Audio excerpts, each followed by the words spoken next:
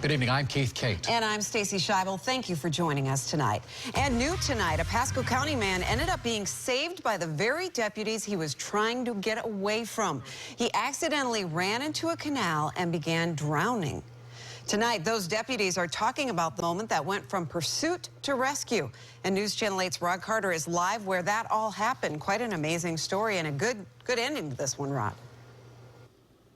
Yeah, here's what happened. They chased this guy into this neighborhood. He stopped his car in the middle of the street, jumped out running, ran towards this tree line. The problem is he didn't realize that on the other side of this tree line, there's a canal. 70 miles an hour, light traffic.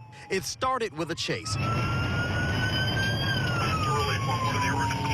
Deputies tried pulling this guy over, 40-year-old Gerald Bornstein. He was driving a Jeep they'd been looking for involved in a theft. He proceeded to jerk the wheel to the left. And when the car chase ended, the driver of the vehicle proceeded to jump out of the car while it was still engaged in drive.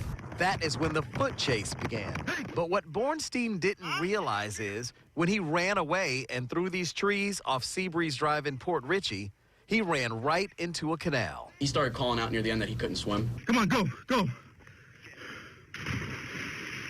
And that is when two deputies shed their gear and jumped in to save him. By the time I got over to him, he was pretty much dead weight.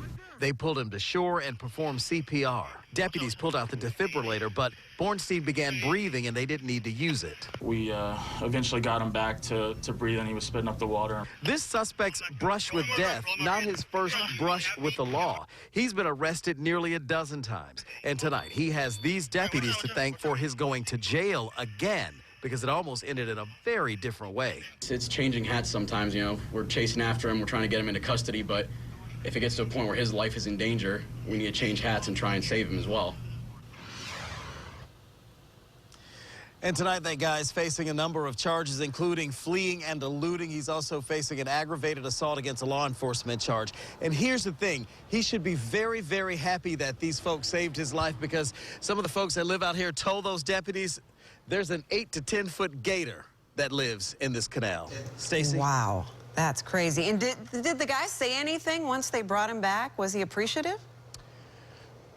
Not here. They brought him back to life right here in this grass, but the deputies did go by the hospital today, and he told them he was very, very thankful that they saved his life and that he was really remorseful for this entire thing. And you know what? He didn't stop, Stacy, because he said he didn't have a driver's license. Wow, lesson learned. All right, Rod Carter live in Pasco County tonight. Thank you.